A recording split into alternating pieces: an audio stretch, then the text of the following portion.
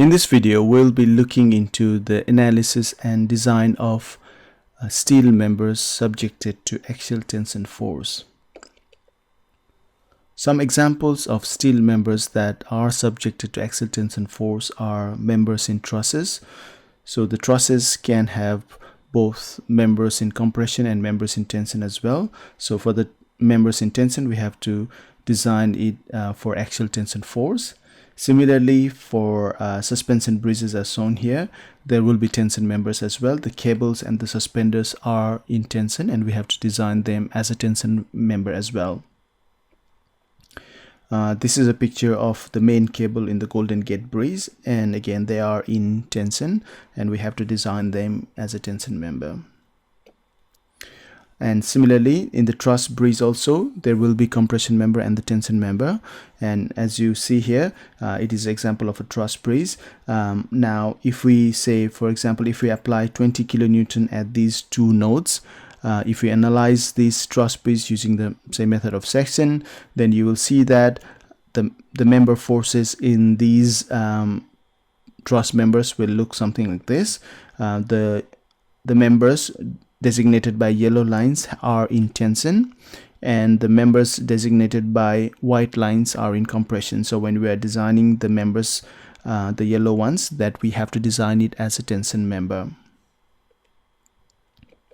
Now, when we look into the steel member subjected to tension force, if the force is acting concentrically, then the member will have uniform axial tension, tensile stress.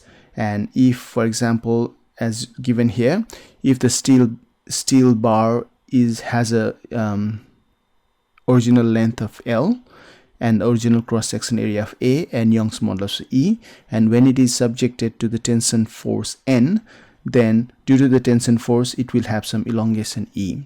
Now if we draw the stress strain diagram for the steel, it will look like this. So initially the stress and strain will be linear elastic up to the certain point, and the slope of the linear elastic portion of the stress strain diagram is the Young's modulus of steel. And at certain point the steel will start to yield, and that stress is called as the yield strength of the steel, and the steel will yield after that point. That means the strain will increase without any increase in the stress. And during this plateau, there will be some breaking and rearrangement of the interatomic bond in the steel. So because of that, steel can take further loading, and that is what is the strain hardening portion. And it will finally achieve the highest stress level, that is what is denoted as Fu, the ultimate strength of the steel member. And then there will be necking happening in the steel, and then finally it will fail here. Now, for the average strain, that is we denote as epsilon. Now average strain is given as the elongation E divided by the original length L. Similarly, the average stress in the member is given as sigma. Sigma equals to the tension force N divided by the cross-section area A. Now for the linear elastic portion, we can see that the elongation E can be written as from the previous equation. We can rearranging, we can write it as the strain multiplied by the original length L. Now we know that for the linear elastic portion we can use the Hooke's law. That means strain is stress divided by Young's modulus. So strain we can write it as sigma divided by A multiplied by L.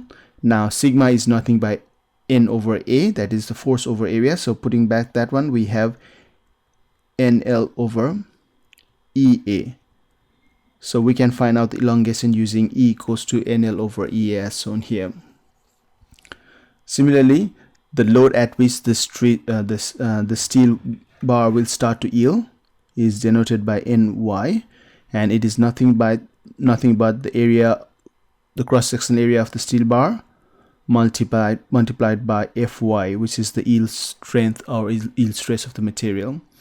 And for the ultimate load or nominal axial load capacity, it is denoted as NT. We'll see how to find this NT capacity as we go on in this chapter.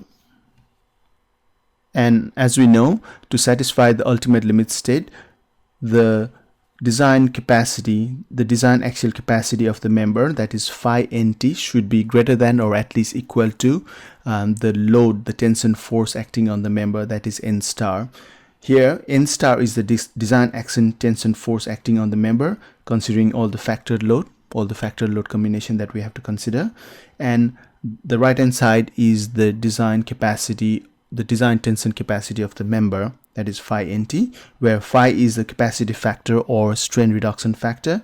And for steel, we can obtain the strain reduction factor from AS4100 table 3.4. For tension member, it is 0.9, as you see in the table 3.4.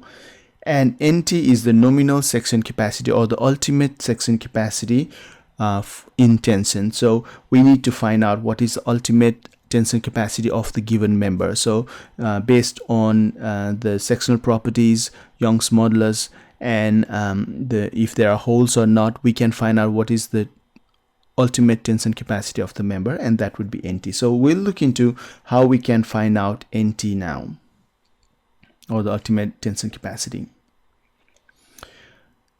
Now, to find out the ultimate tension capacity or ultimate section capacity NT, we need to consider the failure mode of the member. Now, the first failure mode we consider is that the member will yield at certain load. The member will yield. So, for example, if you have this steel bar and you apply the tension force at the ultimate tension force NT, the member will start to yield. That means there will be yielding of the member. The section will be yielding, and that yielding capacity is given by nothing but the cross-sectional area of the member multiplied by Fy, which is the yield stress of steel of the given section. So cross-sectional area multiplied by the yield stress will give us the ultimate member yielding capacity NT. Now, if we have holes in the section, the member may fail before it reaches its yield capacity. It can fracture along the hole, so that it never reaches its ultimate yield capacity. So, for example, if we have the same bar, but if we have holes in them and we apply the tension force, the member can fracture along the hole, so that it cannot reach its ultimate tension capacity or the ultimate yielding capacity NT.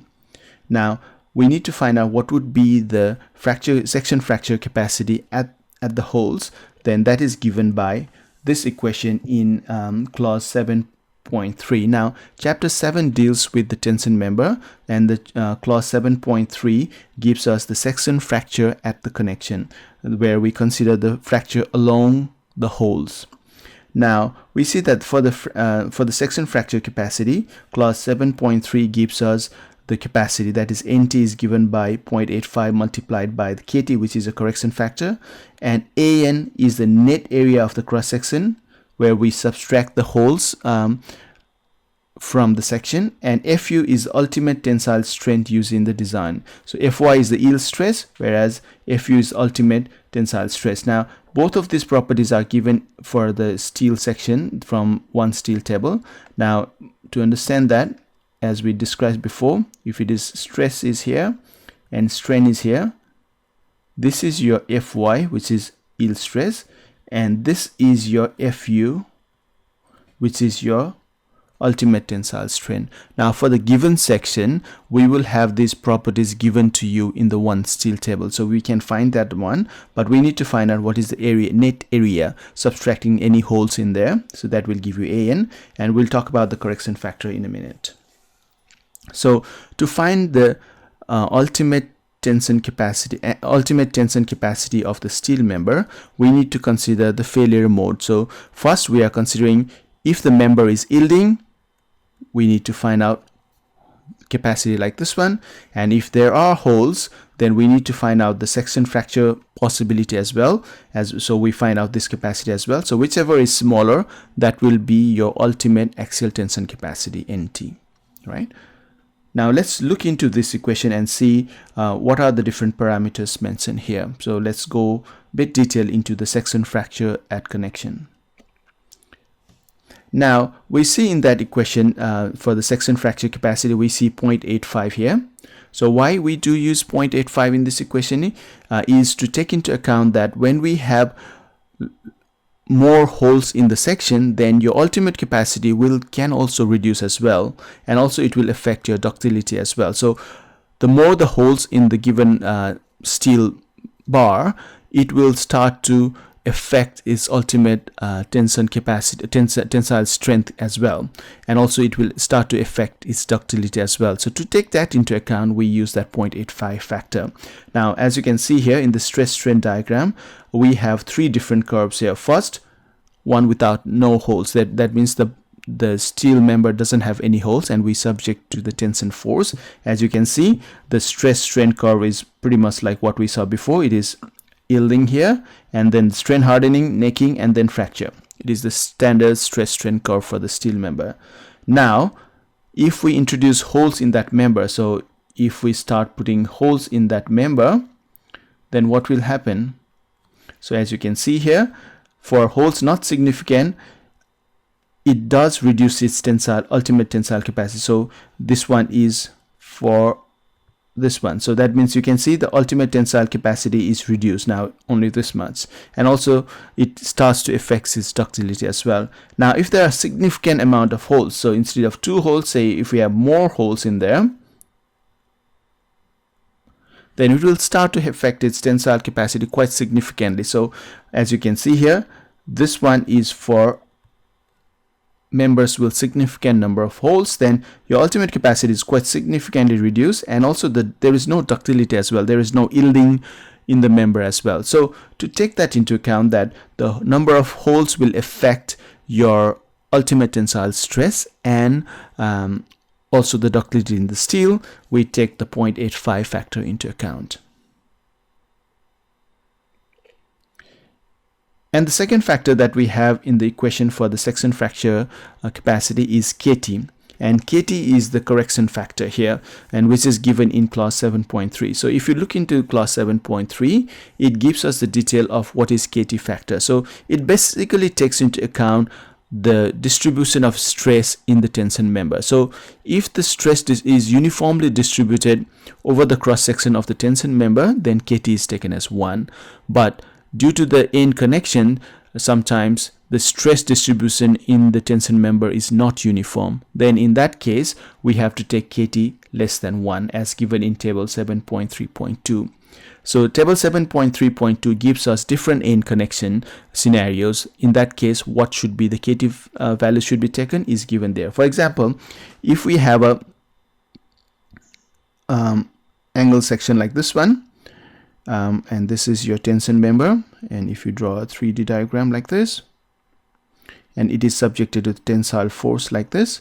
Now if this end is fully welded to the column or whatever other section, if it is welded in the full section, then that means it is equivalent to this one. So the whole angle section is welded all across its arm of this angle section, then the distribution of the stress all over in this section is uniform like this one. So the tensile stress distribution is uniform all across the steel cross section. In that case, KT is taken as 1. Now for example, for other case, let me change the color here. Now in the same beam, same bar, if we were welding just like this one, only on the longer arm like this, and the short arm is free, then the KT factor is less than 1, because the stress distribution is no longer uniform like this one, but it is non-linear like this. So the tensile stress distribution is non-linear. It is more where it is connected and less where it is not connected. So, and again similarly for the I section as well,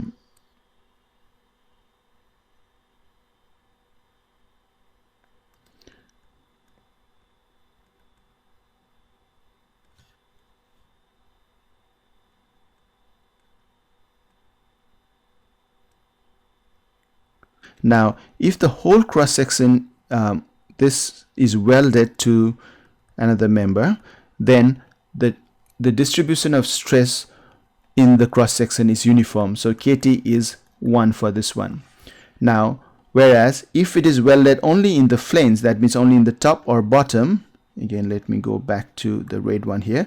So if we just weld it on the top or only in the bottom, like given in this scenario, and the middle web is free, so the stress distribution is not linear, it is like this one, so KT is less than 1. So depending on what is your end connection, whether that gives you the uniform axial tension in the bar, or whether it gives you non-uniform axial stress distribution in your tension member. So depending on that, KT factor will be different. So for the uniform axial stress distribution in the cross section, KT will be taken as 1. If it is not uniform, it will be less than 1. So let's look at table 7.3.2, which gives us a little bit more detail on what should be the KT factor taken. Now table 7.3.2 does not is not very comprehensive on different end connections. So but this table 7.2 from Steel Design Handbook, it has different scenarios, and KT factor is more comprehensively mentioned here. So as you can see here, if it is a if it is angle section, single angle section, and only unequal angle section connected by the short arm, your KT factor is 0.75. If it is connected by the long arm, it is 0.85. So it is given in there as well. And if it is connected, full stress distribution is uniform across the section, it is 1. Right? So you can look at this table or table 7.3.2 to find out what should be the KT factor.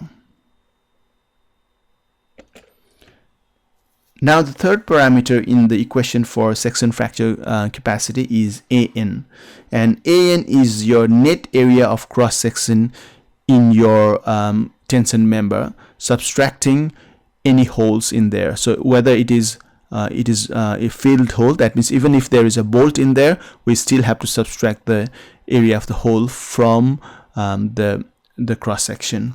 So net area of the cross section obtained by deducting the area of the holes from the gross area of the section is given as AN. So you can look at clause 9.1.10 to understand what is AN there. So it is explained in there as well.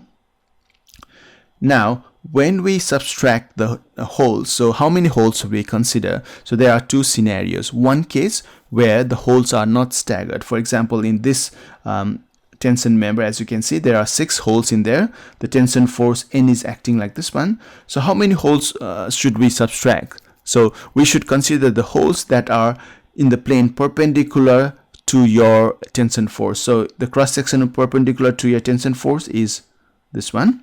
So how many holes are there? There are 2 holes. Even we consider this one, there are 2 holes. Even in this cross section, there are 2 holes. We can't consider in the longitudinal cross section, because that's not where the fracture will happen. The fracture will happen perpendicular to your tension force, isn't it? So we need to consider the holes in the cross section that are perpendicular to the tension force. So in all of these scenarios, it will have 2 holes that we have to consider. And in this case, the holes are not staggered. They are straight line in the straight line. And so when we consider, so we have to consider for the net area, gross cross-sectional area minus dt. Now let's have a look at it. So gross cross-sectional area is say if the height of this plate member is say h, so your gross cross-sectional area would be the height of the member multiplied by the thickness, isn't it? So that is your gross cross-sectional area of the whole thing. Now for the net cross-sectional area, we need to consider only this one, because the shaded part, the black one, are the holes, and we need to subtract that area of the holes that are reducing the area. Now for that, we consider the gross cross-sectional area minus, because there are 2 holes, so we need to consider 2 holes. And how much area is reduced because of the holes? That is this is your diameter d multiplied by the thickness t. So that will be your net cross-sectional area. So again, AG is multiplied by t minus 2 dt. That will be your net cross-sectional area for this example with 2 holes in there. right? And these holes are not staggered, they are straight in there. The failure path is straight, and we have to consider one of that scenario is when the failure is not through the non-staggered holes, a straight line. Good. So that's one scenario. And the second scenario is that because the holes will reduce your cross-sectional area, if we have multiple holes, most likely that we will stagger the holes so that the reduction in the cross-sectional area is minimized, right? So instead of putting all the holes in a perpendicular line there, we will stagger the holes so that the total reduction in the area is minimized. So let's see how we stagger the holes. That's a second scenario. So when the holes are staggered, so in practice, holes are often staggered to minimize the reduction in the cross-sectional area. So possibility of failure in zigzag path and also in a straight failure path has to be considered. So if the holes are in staggered, so if the holes are staggered like this, so instead of having 3 holes in a row, we are staggering it now. So in that case, one failure path is that it is a straight line, either this one or this one, or this one is not likely because there is only one hole. So the more critical one is with the 2 holes, either this way or this way, right? So that is a straight failure path, one. And second failure possibility is that it will fracture along the staggered path. So it will fracture along this path or this path, both are same, right? Or even this one is still the same as well. Now if this failure path is going to occur, what would be your capacity? Or if it is going to fracture in a straight line, what would be your capacity? So if the holes are staggered, we need to consider both the possible failure paths and find the capacity. Whichever is smaller is your fracture capacity, right? Now let's look at the first case scenario where the failure is straight, it's the straight failure path. So in this case, what would be your capacity NT? Now that will consider your net area. So in this case, the net area AN is given by gross area minus number of non-staggered holes. So non-staggered hole in this case are 2. So in this example A, so for A path, so it will be gross area, that is H multiplied by T, minus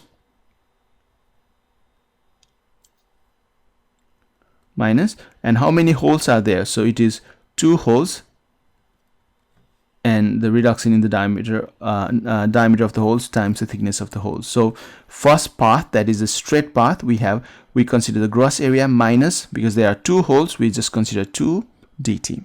Good. And for the second failure path B, it is following the staggered path like this one, either this or even this way, it will be still be the similar as well.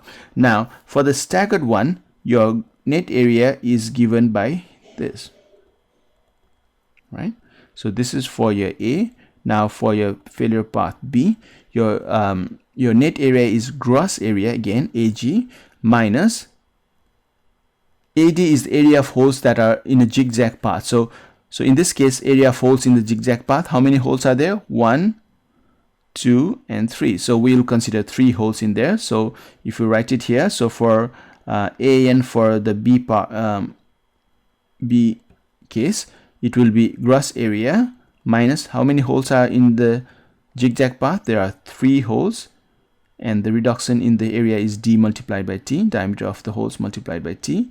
And then we will add the allowance for the staggered holes, because the holes are staggered, so the code allows for slight increase in the area, because of this staggered path, we can allow for a bit increase in the area. So that we need to take into account allowance for staggered holes. So how many staggering is there? So there's 1, 2. So there are 2 times the path is being bent. So that's 1 times, 2 times. So we need to consider add 2 times. So 2 times, and this equation is SP square. That is SP is the distance between horizontal distance between the hole, SP square multiplied by thickness, divided by 4 SG, where SG is the vertical distance between the holes. So depending on how many holes are in the staggered path, we need to consider AD, and then for each staggering we can allow for slightly increase in the capacity because there is a staggered holes. So that's what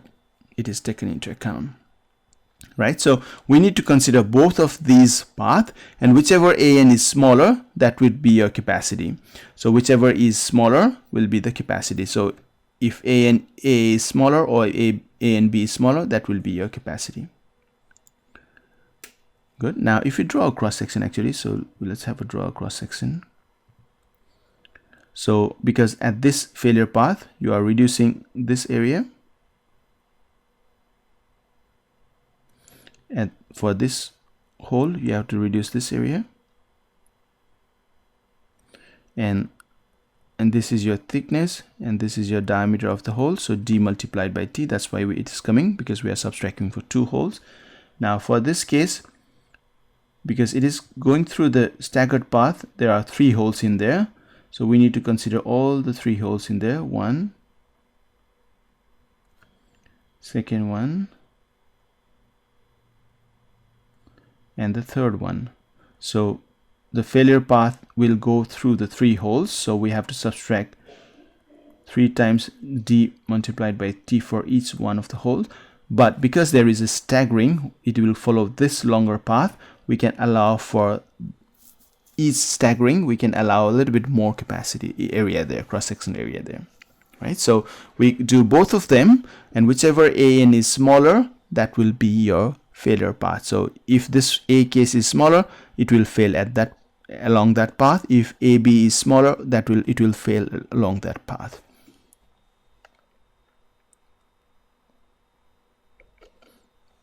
Now once we have both of the failure criteria, first one is the member yielding, possibility of member yielding, second one is possibility of section fracture along the connections. So we find out both the cases. Whichever NT is smaller, that will be your nominal section capacity. Whichever is smaller of both of them, so that will be your NT, and then that NT you multiply by the strength reduction factor or the capacity factor phi, which is 0.9 for steel. You will get the design tension capacity, which is phi NT. And if this design tension capacity is greater than or at least equal to your N star, which is the force acting on the tension member, the tension force acting on the member, then your section is safe. Otherwise you need to increase the cross section or reduce the number of holes to satisfy that case. So that is how you can analyze or even design the tension members.